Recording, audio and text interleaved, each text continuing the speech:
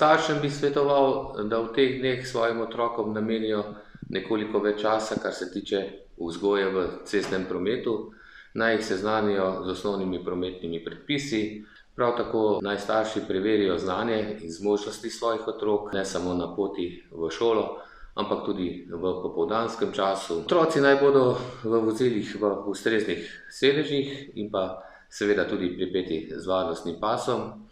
Vse starše bi opozoril, da so oni prvi zgled svojih otrok, zato naj tudi sami ravnajo po cestnoprometnih predpisih. Je avto se je ustavil, a ne?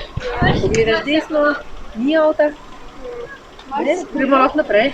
Bravo, široko gor, super. Pri prečkanju vozišča na prehodu za pešce naj otroci prvo pogledajo levo, desno in še enkrat levo, da se prepričajo, da je to res varno in na to lahko tudi z dvignjeno roko gredo čez prehod za pešce.